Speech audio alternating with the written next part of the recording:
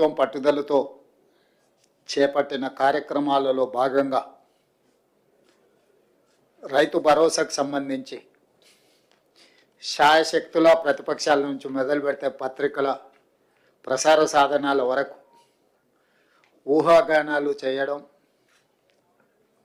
ఉన్నవి లేనివి ప్రభుత్వ నిర్ణయాలని మీకు మీరే ప్రకటించి రైతులలో గందరగోళాన్ని సృష్టిస్తున్నారు. కాబట్టి ఆ గందరగోళాన్ని దూరం చేస్తూ రైతులకు ఒక శుభవార్త వినిపించాలని ఈ మంత్రివర్గ సమావేశంలో సహచరులందరి సూచనల మేరకు ఈరోజు నిర్ణయం తీసుకోవడం జరిగింది.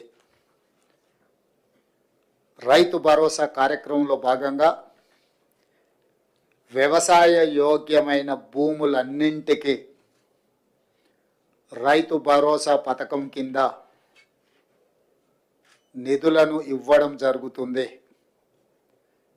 గత ప్రభుత్వం రైతు బంధు పథకంలో భాగంగా సంవత్సరానికి 10,000 ఇస్తే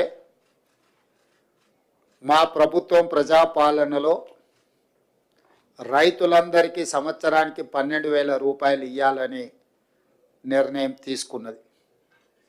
అదేవిధంగా భూమి ఉన్న రైతులకు రైతు భరోసా పథకం కింద వ్యవసాయ యోగ్యమైన ప్రతి ఎకరాకు 12,000 రూపాయలు ఇస్తున్నప్పుడు తండాలలో, గూడాలలో, మారుమూల పల్లెల్లో ఉన్న భూమి లేని వ్యవసాయ రైతు కుటుంబాలు,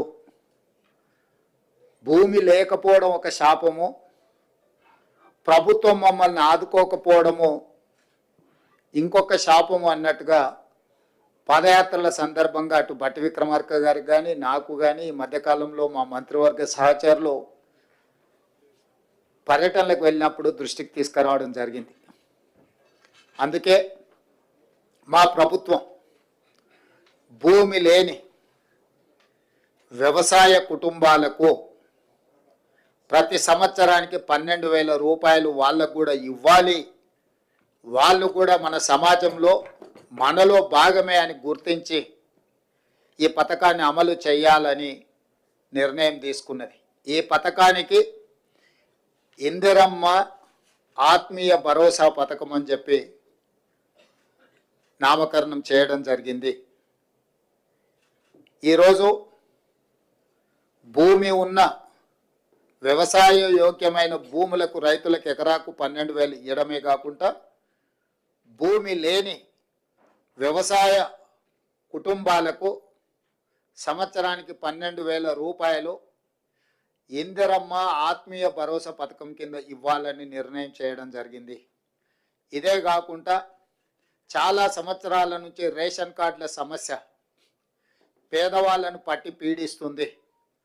అందుకే రేషన్ కార్డు లేని అందరికీ నూతన రేషన్ కార్డులు ఇవ్వాలని కూడా ఈ మంత్రివర్గ సమావేశంలో నిర్ణయం తీసుకోవడం జరిగింది.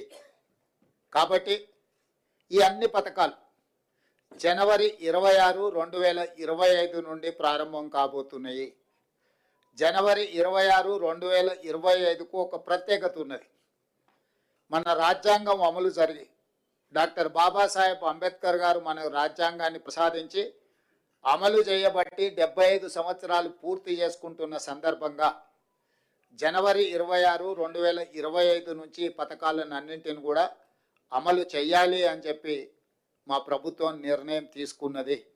అదేవిధంగా వ్యవసాయ యోగ్యం కాని భూములు అంటే రాళ్ళు, రప్పలు, గుట్టలు, రోడ్లలో పోయిన వాటికి లేదా మైనింగ్ చేస్తున్న భూములకు లేదా నాలా కన్వర్షన్, రియల్ ఎస్టేట్ వెంచర్లు, పరిశ్రమలకు తీసుకున్న భూములు, అదేవిధంగా రైతుల నుంచి ప్రభుత్వం సేకరించిన భూములకు రైతు భరోసా వర్తింపజేయము.